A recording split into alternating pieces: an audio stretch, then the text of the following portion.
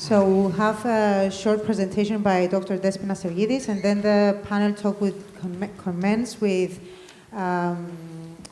Moderator Dr. Alexandros Charalambides, Mr. Nicos Hadjinicolaou from the Industrial Extension Officer from the Ministry of Energy, Mr. Papanicolaou, Environmental Officer from the Climate Action Unit, Department of Environment of Ministry of Agriculture, Mr. Evangelos Evangelides, Mayor of the Aradippou Municipality, Mr. Panayiotis Papadopoullos, President of Council of the Platres Community. Thank you. Despina, do you want to presentation? To load the presentation for?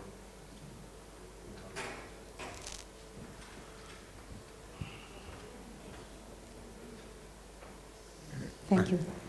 Despina, the floor is yours. Good afternoon. In this very short presentation, I'm going to illustrate how we achieved a sustainable urban area within the fabric of Limassol city.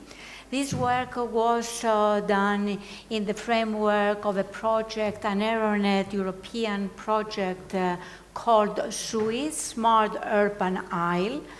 In this, we managed to bring to sustainability this particular area. And this, to achieve, of course, a sustainable city, we need a progressive, comprehensive, spherical, integrated approach with adapted tools and strategies which aim, in fact, at the reduction of energy and hence the reduction of CO2 emissions. This is exactly what the project, the SUI project, the Smart Urban Isle project did. Why doesn't it change? In fact, to move forward with the energy savings and the reduction of the CO2 emission by adopting a new planning approach, probing the Smart Urban Isle as the basic unit upon which we will develop the smart, sustainable city. In fact, this project had three cornerstones upon which it was based: the bioclimatic design approach, both for buildings and the open spaces, in order to achieve comfort conditions and at the same time reduce the energy consumption, the production, distribution and storage of renewable energy sources in the form of mini networks, which could be decentralized as well, the adoption of an energy management platform, which is an interactive platform which controls and monitors the energy flows of the site. And the site now, we have chosen it to be in the historical and cultural center of Limassol, which is defined, in fact, by an exartisias road, Athinon, down to the library of the back and closing parallel to Andreou. It's an area of 4,500 square meters, and it has it's a multi-used area. It has retail shops, it has cocktail bars, cafeterias, offices, and so on. We have taken one public building, an administrative building of the back, which has classes as well, and we brought that to a zero energy level. The methodology that we followed was initially to establish the status quo of the area. That is, we built a 3D model of this urban isle based on the architectural drawings, based on the surveys on the on-site observations, simulations, analysis from the all data we had, in other words, in order to identify the sources for the discomfort, both indoors and outdoors, and also to identify the energy consumption and the CO2 emissions. The second step was to make a SWOT analysis in order to identify the shortcomings and the potentials of the area.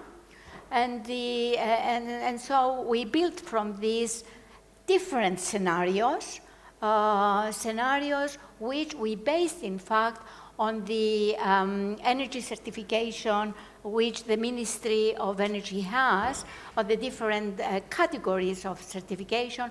And from this, we developed the best, the optimum scenario which we adopted and to improve the consumption of energy, reduce the CO2 emissions, and at the same time being cost effective. It was very important. And at the end, we evaluated and we validated the results using a set of key performance indicators.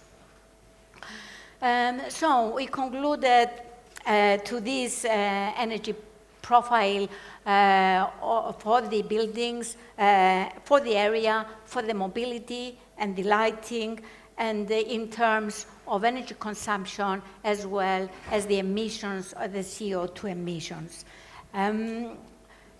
From there, we listed the shortcomings of the area, which was found to be very extreme discomfort during the summer months, with several surveys that we did and studies, and we did the energy. We found out that the energy performance had deficiencies at all levels, in the buildings as well, in the open spaces, in the whole aisle area that is, and also the mobility. And we had very high energy consumption due to the energy the poor energy performance of the envelope, the poor construction of the envelope of the buildings. And also, we found that there was minimum exploitation, minimum utilization of the renewable energy sources available on the site. Also, a very important finding was that the mobility is responsible for over than 25% of the emissions of the site. But the good news was that there was high potential of the production of the from renewable energy sources. And then we started evaluating the various interventions we had to do, and we concluded to this, that in order to upgrade and improve the area, the open spaces of the area, we had to resurface the horizontal surfaces with higher albedo value, that is to make them lighter. We had to introduce more trees, more vegetation, also introduce shading devices, and in this way, with these simple measures, we reduced the outdoor temperature, the air temperature, and also we reduced the cooling load of the open spaces. For the building, after different scenarios, we concluded to a smart scenario in which we replaced all the electromechanical installations. They replaced the bulbs with LED bulbs. We put cool paint on the roof. We put controls, BMS that is, and we put an array of photovoltaics on the roof as well as on the south wall. And we managed to bring the energy consumption of the building down to reduced by 40%, and the CO2 emissions by 60%. For the mobility, we concluded to two scenarios. The one which was the best scenario, but it was not very feasible, is to reduce, not to allow any vehicles on the side, just have public transport. And this would break down to 50% the emissions of the area. But we thought that a more feasible scenario would be to increase the bus routes, the cycling, and the pedestrian routes, and just to reduce the number of the private vehicles which were entering the site. And this would decrease the CO2 emissions by 20%. For the buildings now of the whole site, just by doing light renovation and introducing an array of photovoltaics, a small array of about 16%, we could have very good results, concluding for the area, for the whole area, and just by bioclimatic refurbishment and the renewable energy, 65% reduction in energy consumption and 70% reduction of the CO2 emissions. So, what are the conclusions? Is that for the open spaces, just simple combination of higher albedo surface materials, that is the pavements and in squares and so on, shading devices and increase of vegetation, trees, we doubled the trees, could reduce the discomfort during the summer. Reformation of the mobility is absolutely imperative. We must tackle the problem of the mobility in order to have a reduction up to 25%, as we saw, of the CO2 emissions. Another good finding was that a SUI refurbishment of buildings, that is a combination of very effective measurements, can have very energy efficient design, reduction of the energy consumption, the conventional energy consumption, and with a payback period of less than 10 years. And the urban isles, that is, can become self-sufficient even without resorting to radical deep refurbishment of buildings.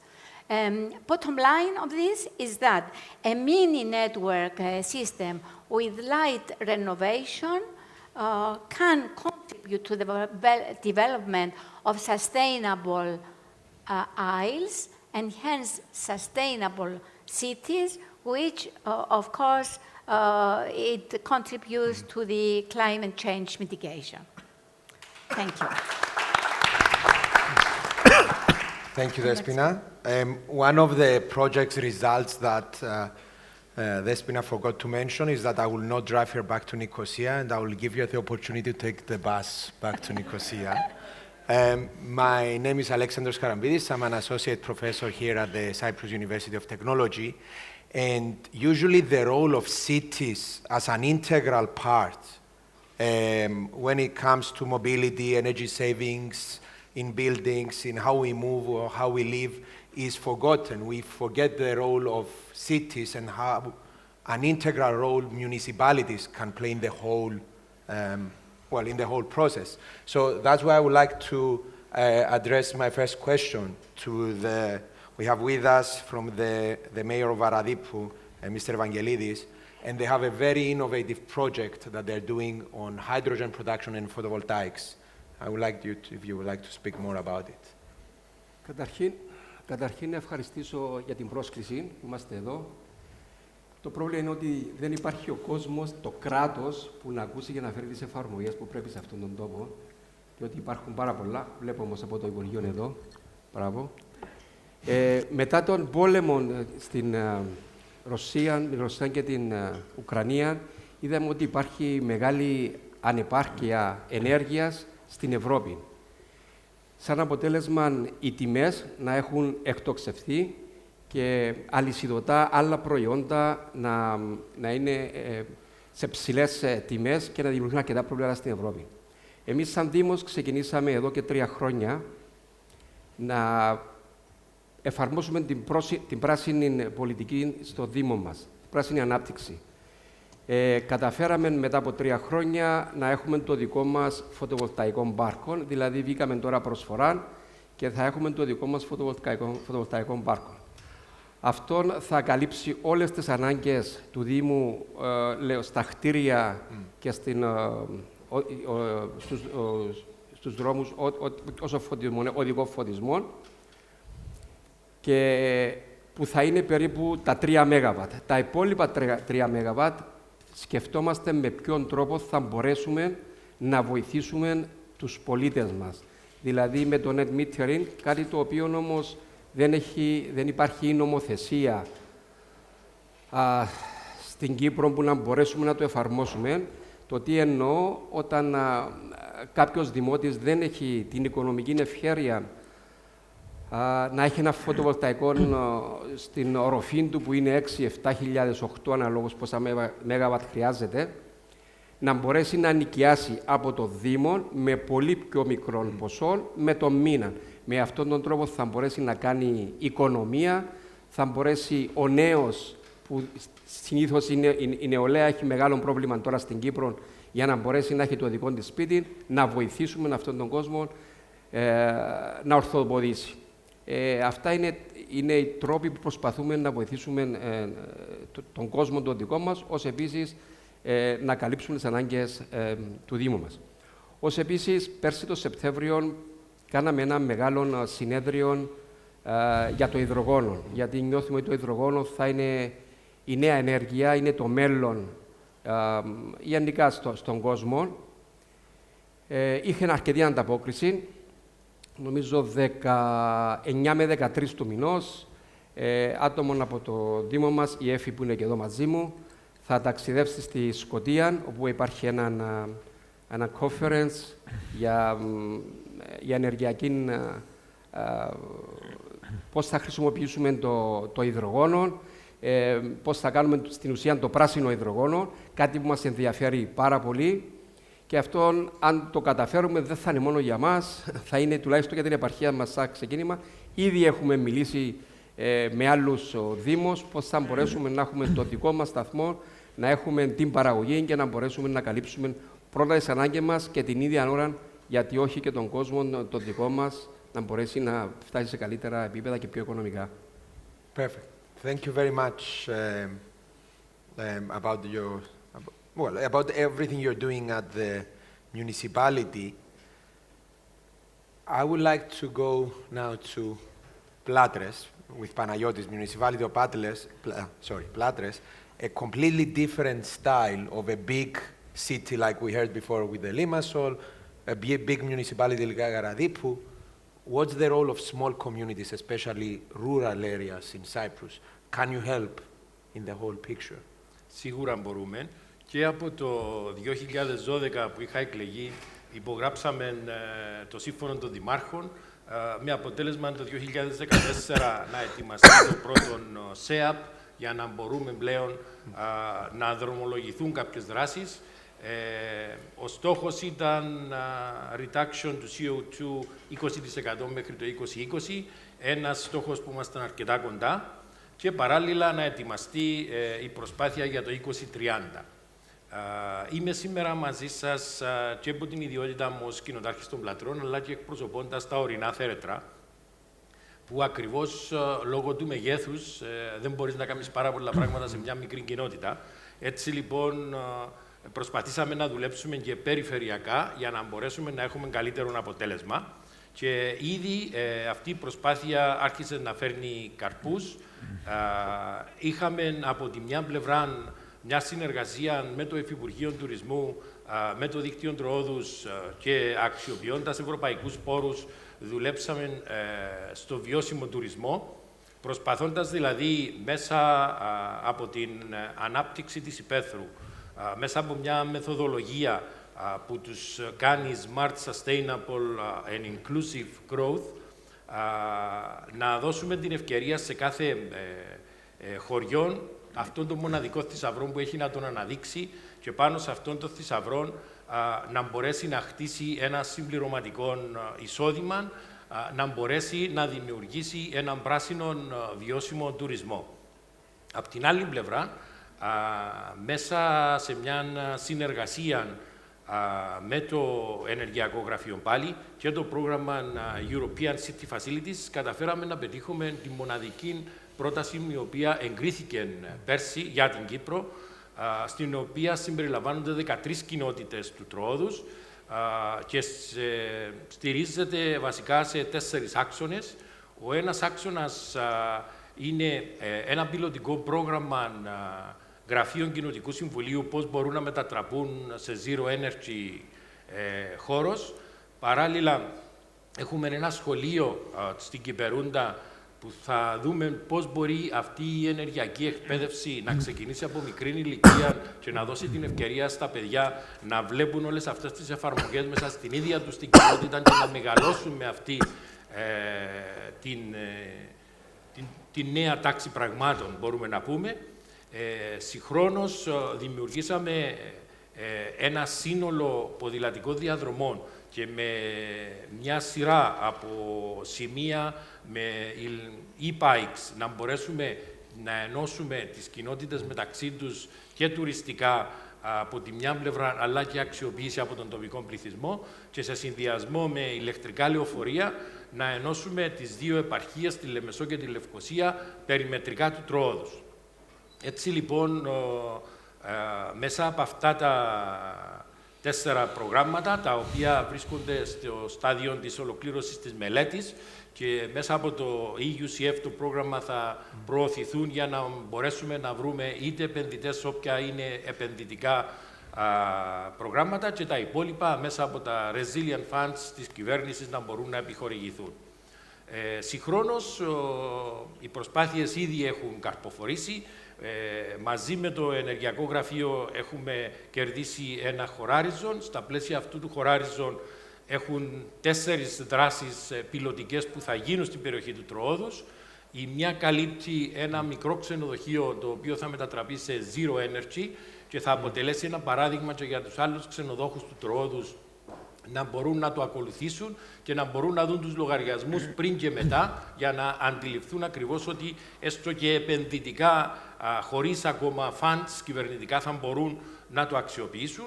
Το δεύτερο είναι έναν αγροτουριστικό σε κάθε περιοχή του Τροόδους να μετατραπεί πάλι σε zero energy και θα έχουμε παράλληλα την εφαρμογή του πρώτου μέρους των ηλεκτρικών ποδηλάτων, έτσι ούτως ώστε να το δούμε και αυτό να δουλεύει, να δούμε τα προβλήματα του, να δούμε τις ανάγκες του, για να μπορέσουμε ακριβώς στην πορεία να το ολοκληρώσουμε. Και μέσα από το πρόγραμμα συνοδεύεται και μια σειρά εκπαιδευτικών προγραμμάτων προς τους κατοίκους του Τροόδους, καλύπτοντας τις 5 περιφέρειες του Τροόδους, με στόχο ακριβώς την αλλαγή κουλτούρας, την ενσωμάτωση αυτής της νέας πράσινης βιώσιμης οικονομίας. Thank you very much. I'm from Platres as well, so I'm grateful that all of this is happening. Hopefully it won't be too expensive after we have this. Okay, from the keynote speaker before, we've heard how important it is to engage the public. We've seen the work in all 3 municipalities that you need to engage not only the public, but a lot of authorities as well. So that's why I would like to go now to Eleni from Brunel University. Can you hear us okay, Eleni? Yes, I can hear you. Perfect. Well, thank you. So you're working on system innovation. So what's this system innovation approach and how can we utilize it in order to solve our problems? So basically, this approach, it aims to bring together different aspects that need to be considered in order to maximize the impact, the positive impact that you try to generate from the different initiatives or solutions that you're trying to push forward. So basically, we're looking at the processes involving the system, the stakeholders, and the values being environmental, economic, social, and technical values that are associated with the different solutions that you're trying to push forward. And you're trying to see how can you maximize the positive impact, because you always have negative impacts as well. And for example, in the decentralized energy solutions, one has to think of the positive impacts, such as energy security or self-sufficiency in energy needs, the revenue that is created from selling the energy, the excess energy that is generated from the projects. But then again, that's short-term benefits. One has also take into account the longevity of the solution.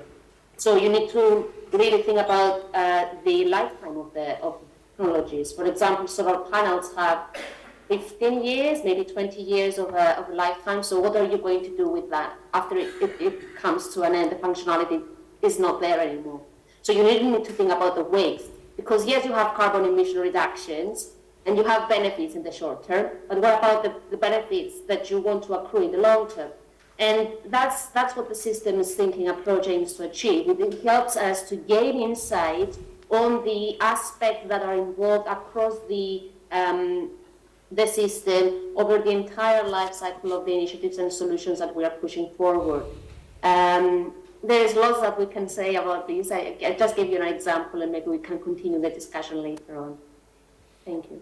Thank you, Eleni.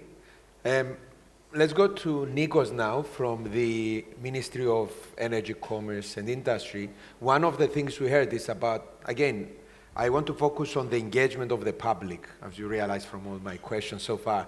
So one thing that they're debating now in the European Union is the term of the energy communities. How can we form energy communities? And this is also what we heard from the mayor of Aradippou, of having one photovoltaic park and a lot of people capitalizing that.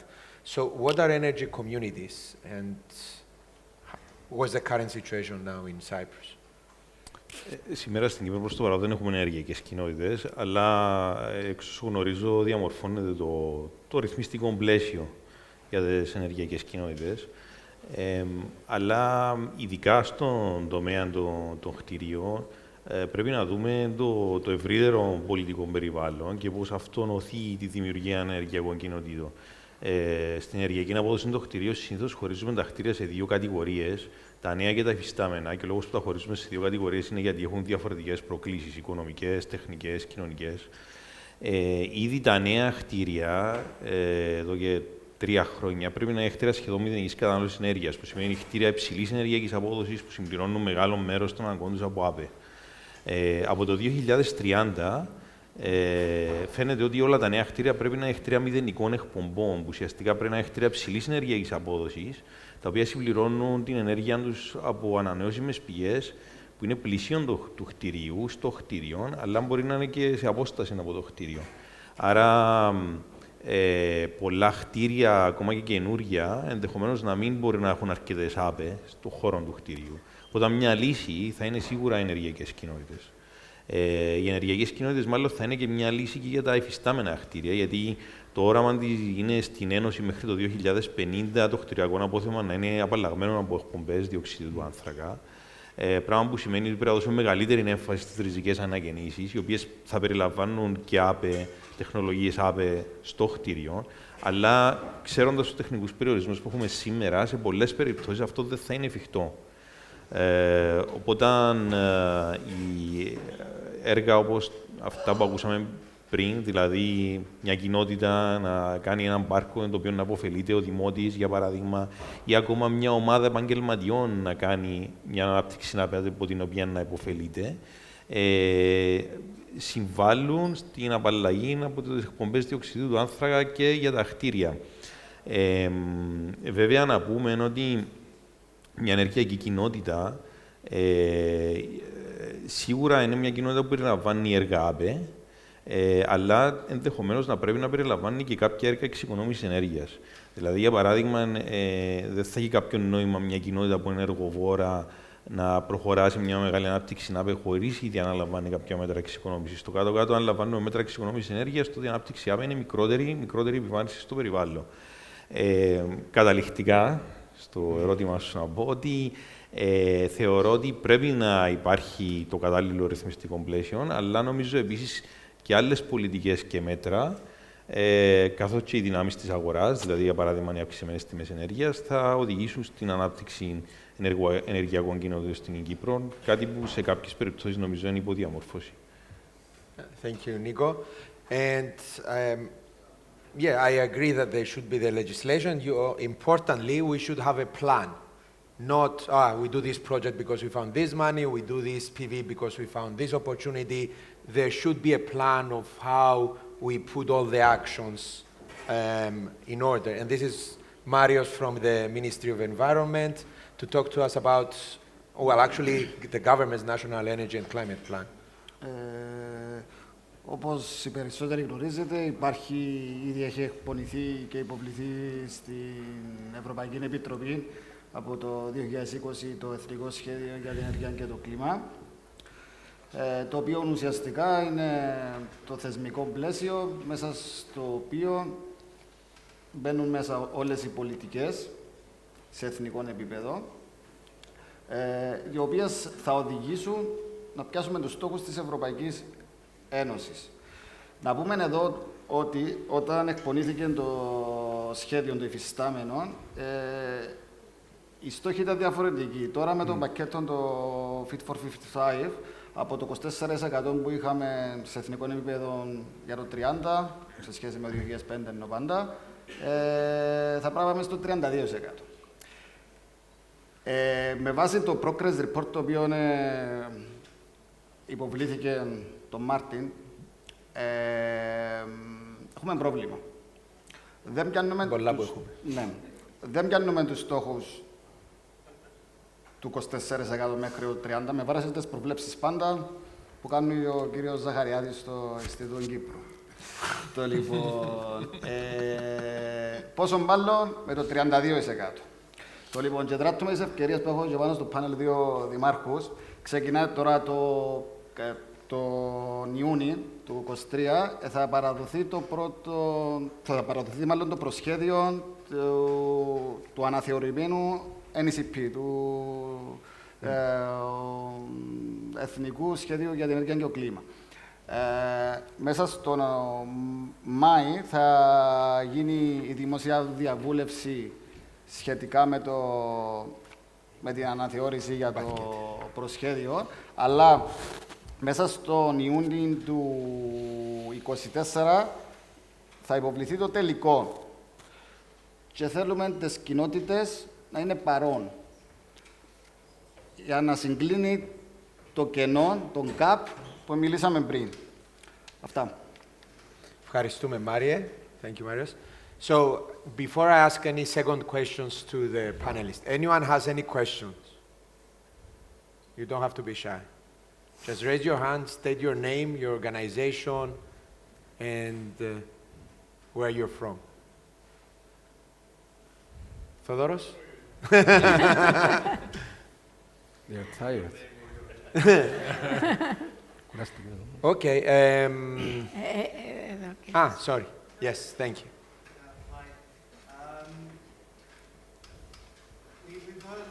Your name and where you're from? Sorry, I'm Papadopoullos. I'm city advisor for the Muscle for Net Zero City Mission of 2030. And of course, it's the second time we were here, and previously we met with people from your ministry. Thanks. And I wanted to ask to what extent do you see the mission making a part of these national climate plans, and what other facilities might there be from your perspective that could help Limassol with the achievement of running ahead of the crowd, of pioneering? How can the national ministry facilitate this in a way? Αν κατάλαβα καλά από την ερώτηση σας, πώς μπορεί το Υπουργείο να βοηθήσει σε τοπικό επίπεδο να φτάσουμε τους στόχους. Όχι, βασικά, αν το missions των πόλεων, πώς είναι ενωμένο με το εθνικό σχέδιο να αλληλοβοηθηθείτε. ή είναι ανεξάρτητα εντελώς? Όχι, δεν είναι ανεξάρτητα. Εννοείται δεν είναι ανεξάρτητα. Είναι έναν και το αυτό πράγμα, αφού μιλούμε σε εθνικό επίπεδο. Απλώς οι πολιτικές οι οποίες μπαίνουν μέσα στο εθνικό σχέδιο για ενέργεια και κλίμα, θέλουμε να έρθουν κοντά οι κοινότητες και οι δήμοι, ώστε να τα βάλουμε κάτω, ρεαλιστικά, να δούμε πού μπορούμε να πάμε και εμείς, που την πλευρά μας, να δούμε πώς μπορούμε να το βοηθήσουμε. Αλλά πρέπει να έρθουν πρώτα μέσα, να δούμε τι ακριβώς θέλουν να κάνουν και πού θέλουμε να πάμε. Να πω κάτι. Μου έκανε μπάσα για να πω κάτι, ότι εμείς σαν Δήμος τώρα θα έχουμε ενεργειακή αυτονομία. Όμως, λέω, οι διαδικασίες στην Κύπρο είναι πολύ δύσκολες και δεν θα καταφέρουμε με τις ημερομηνίες που μιλάμε να φτάσουμε στους στόχους που θέλουμε. Να δώσω ένα παράδειγμα. Εμείς κάναμε αίτηση για 6 ΜΒ. Την ίδια ημέρα κάναμε για 6 ΜΒ. Μέσα σε 3 χρόνια πήραμε τα 3 και τα άλλα ΜΒ θα τους πάρει ακόμα ένας χρόνος για να έρθουν. Ξεκινήσαμε μαζί. Έναν άλλο παράδειγμα. Αυτά τα πράγματα τα ζούμε όλοι στην Κύπρο και στην Ελλάδα, αλλά είναι αυτά που πρέπει να διορθώσουμε για να καταφέρουμε να φτάσουμε τους στόχους μας. Να τελειώσω. Στην Ευρώπη, οι Δήμοι έχουν τα εχέγγυα, έχουν τα όπλα να μπορέσουν να λειτουργήσουν καλύτερα. Εμείς δεν τα έχουμε στους Δήμους μας. Δηλαδή και όρεξη να έχουμε, δεν μπορούμε. Ακόμα και το πρόγραμμα που δείξε προηγουμένως, μπορεί και να μην είμαστε έτοιμοι στην Κύπρο γι' αυτό, διότι ούτε οι δημότες μας δεν ξέρουν πού μπορούμε να φτάσουμε. Αυτά είναι τα προβλήματα που αντιμετωπίζει η τοπική αυτοδιοίκηση και λέω ότι η τοπική αυτοδιοίκηση μπορεί να προσφέρει πάρα πολλά στην κοινωνία, διότι ξέρουμε από πρώτο χέρι τι ακριβώς θέλει ο δημότης. Οπότε πρέπει να δοθούν οι εξουσίες, το εισαγωγικών εξουσίες, αυτές που πρέπει να καταφέρουμε να φτάσουμε τους στόχους που θέλουμε. Όχι μόνο ξέρετε και τι θέλουν οι δημότες σας, αλλά είστε και σαν συμπλέγματα που είναι και οι δικές σας κατανάλωση, αλλά και το δημοτό σας, είστε ένα από το μεγαλύτερο ποσοστό ενέργειας του mobility των πόλεων. Άρα δεν μπορούν οι δήμοι να μην έχουν αυτή τη δύναμη να εφαρμόσουν πολιτικές που χρειάζονται. Παναγιώτη, θες και εσύ κάτι να προσθέσεις? Αυτό που ήθελα να προσθέσω και εγώ είναι ότι εγκαλώνουν τα προγράμματα που βγαίνουν, δυστυχώς όμως κάποια δεν φτάνουν στα ορεινά. Αν πιάσουμε για παράδειγμα την ανακύκλωση με την Green Dot, με το 20% της υπαίθρου εκάλυψε τις περιαστικές περιοχές. Εμείς κάνουμε ανακύκλωση στο Τρόδος, αλλά την πληρώνουμε. Και την πληρώνουμε και έξτρα, επειδή είναι η μεταφορά λόγω της ακρίβειας της βενζίνης και του πετρελαίου, χρεώθηκε επιπλέον. Το δεύτερο που ήθελα να σημειώσω είναι ότι εμείς στην Ήπεθρο διαχωρίζαμε τα σκουπίδια. Γιατί ακριβώς είχαν κότες, είχαν ζώα και έτσι τούτο είναι μέσα στο πνεύμα του κόσμου. Μπορεί να το κάνει εύκολα. Όμως πρέπει πάλι τα προγράμματα να φτάσουν στα 1200 μέτρα που είναι η τελευταία κοινότητα. Αν τα προγράμματα τούτα να επιδοτηθούν ως ένα σημείο, τότε πάλι εμείς θα είμαστε οι φτωχοί συγγενείς οι οποίοι θα μείνουμε πίσω. Και έναν τελευταίο, έκανα μια προσπάθεια μέσα από το πρόγραμμα που είχε ανοίξει το Δεκέμβρη για zero emission, zero energy στα κοινοτικά κτίρια. Φέραμε σύμβουλο, είδε το δικό μας κτίριο, λέει δεν καλύπτουμε το 70% που είναι το προαπαιτούμενο του προγράμματος, άρα δεν μπορούμε να μπούμε μέσα. Αντιλαμβάνεστε ότι το 70% και αν καλύπταμε και το 60% σε θέρμαση, σε φωτισμό στην Ήπεθρο, είναι μεγάλη υπόθεση το τι θα γλιτώναμε.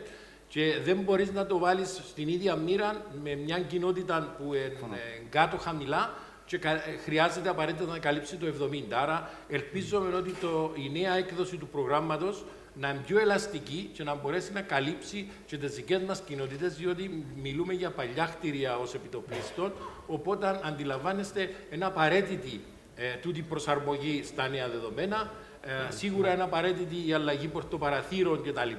Που είναι ένα σεβαστό κόστος που μπορεί και ένα μικρό συμβούλιο να αναλάβει το ύψος της δαπάνης. Επιχορηγούμενο όμως θα μπορούσε σίγουρα να το κάνει. I have a follow-up question. Do you want to do a follow-up or? Just and apologies for taking the time, but I got an answer, and thank you for your answer on the first question, that it would be aligned, and of course it's only logical that it would be aligned, if you ask me. But the second question was actually how. How can you see that the national government could extra facilitate Limassol, because the effort and that will be required to meet these more ambitious targets than the rest of the country, they will demand additional resources, either on various fields, from data gathering to regulatory sandboxes. So the question is, how do you see the potential in which the national government could facilitate further, specifically the mission? Προσέξτε, εγώ προσωπικά δεν εκπροσωπώ όλη την κυβέρνηση, εκπροσωπώ το τμήμα περιβάλλοντος. Εντάξει, το λοιπόν. Συγγνώμη. Ναι. Πώς μπορεί το κράτος να βοηθήσει τη Λεμεσό. Ναι. Μπορώ να απαντήσω. Ναι. If I may answer your question, because we identify exactly the same problems. One of the projects we have as a university, it's called MICE, so it's how it's focused on research and innovation, though, for achieving the National Energy and Climate Plan. And we apply methodologies like the system innovation that Eleni produced to do a concrete action plan with concrete actions, where we started from what other countries are doing, other islands. It's a collaborative project between Cyprus and Malta. So we see what other islands are doing, like Hawaii, Okinawa, Sardinia, and so on, so that we can copy their best practices. Then we did an analysis of the government. We interview like Yorgos Partasidis and Nicoleta Kythreotou from the ministries to find where are the problems. Like on a positive side, if the two ministers are aligned, things are progressing. If two ministers are not, then nothing will go on. And now we're in the process, we actually did the first workshop, and we have another 3 workshops in Cyprus to identify what everyone is saying. The government, the public, the private sector, so that we have concrete actions. Because personally, I don't want to pay more taxes so that the municipality of Limassol can achieve their targets. You can find it from the private sector in Limassol. Can I compliment on that? Yeah, yes. Because it comes to that, I can speak from the Ministry of Energy. When the Ministry of Energy is designing policies, either these are regulations or incentives, it doesn't target Limassol, because that would be unfair for Larnaga, for example, or for Aradippou. All these measures they have in mind was the best interest for the majority of people. The only policies that are targeted are, for example, for vulnerable consumers, or for people that they're living in high altitude and they have less opportunities than people that they live in the city. So I don't think it's fair to use taxpayers' money to favor Limassol, for example, and I guess that to favor any town in that matter. However, since this effort of Limassol, at least the energy part, it's recognizable that it's colossal, so it's understandable that central government probably should take that into account and see how it can facilitate better. But I don't believe that it will ever happen that, for example, there's going to be special incentive in building renovation for Limassol, for example. It's not going to happen. Sorry, if I may. Hi. Just because we're closing, final question. Closing remarks, please. Yes. That's why I will ask Eleni and Despina for them to finish on one point, that usually when we're talking about resources, we're talking about money or the right framework. I would like you to address about the human capital, and we'll finish with that. Assuming we have unlimited funds, assuming we have all the policies in place, assuming the municipalities can have the authority to do what they want, do we have the human capacity to retrofit all the buildings, to make everything that we want? Yes, I believe so, because who is the citizen who, having the resources, will not be interested to upgrade his house, to make it better insulated, to have more comfort conditions. I think, yes, if we have the resources, if we have the mechanisms, I think, and if we inform correctly the citizens, this will be, in fact, this is the whole, we solve the problem. We solve the problem. This is why the engagement of the citizens, it is important, so that we inform them about the benefits of the refurbishing their houses, and also benefiting from the various subsidies that the Ministry of Energy has, because they're not aware of all this, I believe. And Eleni, from the student perspective, do you think we have enough students that want to become the industry experts? I think that we do, yes. It's just that you made it sound as if we have the perfect conditions. I think that the major challenges in achieving that transformational change is the fact that we don't have these conditions that you just described. We don't have the funds, we don't have the collaboration amongst different authorities and stakeholders, and you have the stakes of each stakeholder that really impacts the way things are done and the sustainability outcomes of any project. So yes, I agree with Despina that if these enabling conditions are in place, we can really do a lot, because we do have the capacity and we do have the capabilities, but it's just the nature of things in such a way that it doesn't allow change to come easily. Okay, thank you, Eleni. And with that, I don't want to take more of your time, so thank you very much. And I guess, yes, we'll move to the next panel. Thank you very, very much.